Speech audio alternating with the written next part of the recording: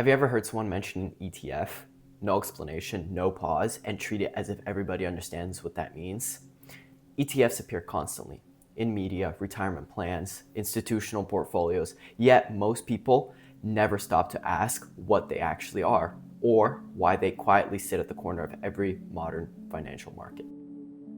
ETFs are not exciting. They don't promise transformation, they don't sell a story, and that's exactly why they're powerful. Today, we're not talking about how to get rich, we're not talking about how to beat the market, we're talking about what ETFs actually are, how they function inside the financial system, and why they've become one of the most influential financial structures of the last 30 years.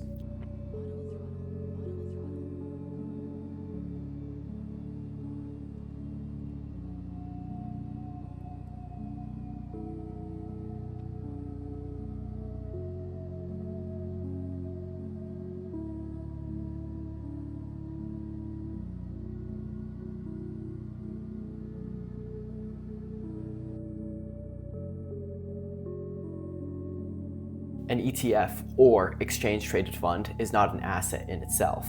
It's a structure. Legally, an ETF is a fund. Economically, it is a container that holds other assets.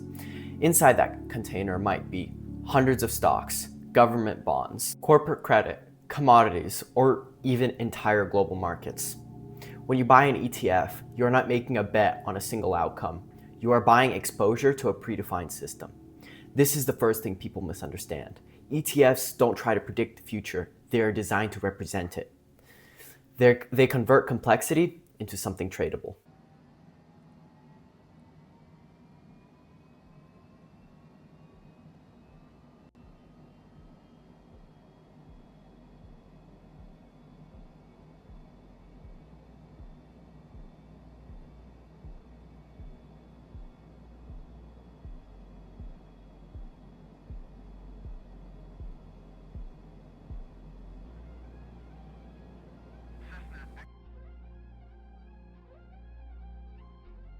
When people buy individual stocks, they usually buy narratives, as in growth, innovation, turnarounds, hope. ETFs remove narrative from the equation, so you don't own a vision, you don't own a founder, and you don't own a promise. You own a slice of economic reality as it stands right this second. This is why ETFs feel boring, but why they actually work. They replace conviction with exposure, emotion with structure, and opinion with aggregation. Instead of asking which company will win, you're asking which system do I want to participate in. This shift is subtle but permanent. Before exchange-traded funds, diversification was efficient. If you wanted a broad market exposure, you needed to buy dozens or hundreds of individual securities, pay high transaction costs, rebalance constantly, and accept tracking error and friction. Index mutual funds solved part of the problem, but they traded only once per day and lacked flexibility. ETFs solved a different problem. They combined diversification, continuous pricing, liquidity, institutional efficiency, and made it all accessible. ETFs weren't created to outperform markets. They were created to make markets usable.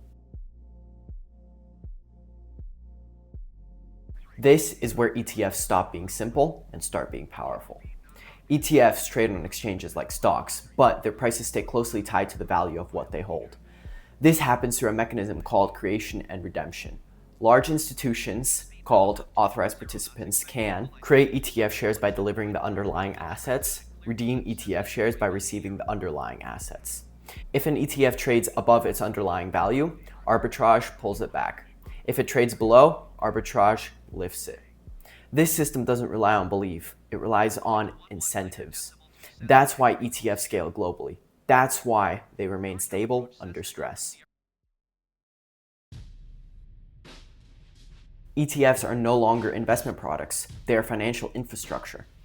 Central banks monitor ETF flows, institutions use ETFs for hedging, governments feel their effects through capital allocation. When markets become volatile, ETF flows move faster than individual securities. When sentiment shifts, ETFs transmit that shift immediately.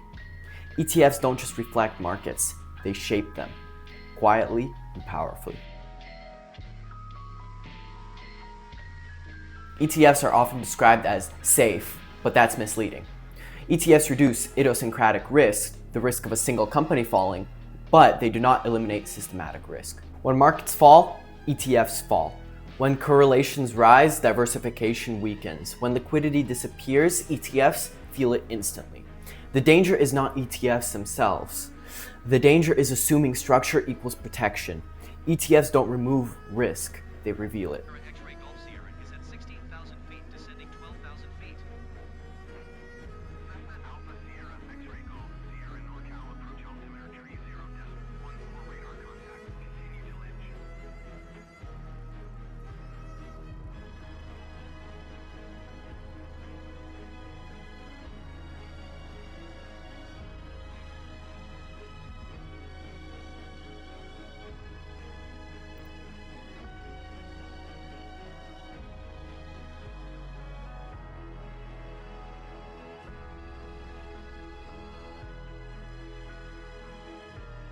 ETFs are designed for time, not timing. They reward patience, not precision, consistency, and not intensity. Their power compounds quietly because it aligns with how economies actually grow, slowly, unevenly, and with interruptions. ETFs don't smooth reality, they absorb it. And over long periods, that absorption becomes strength.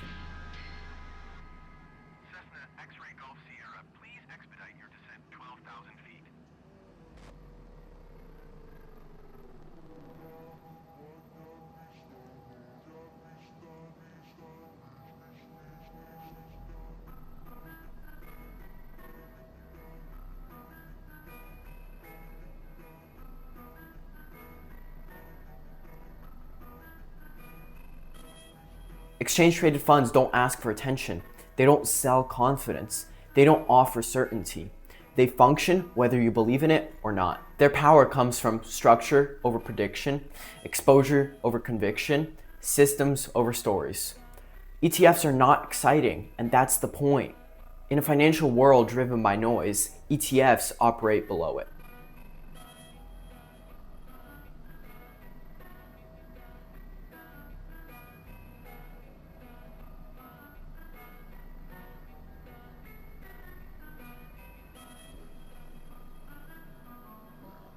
Understanding exchange-traded funds doesn't make you smarter than the market. It makes you less reactive to it. It shifts your role from participant to allocator, from observer to owner, and once you see the market structurally instead of emotionally, you stop asking what will happen next and start asking what you're exposed to now. That's where quiet power begins.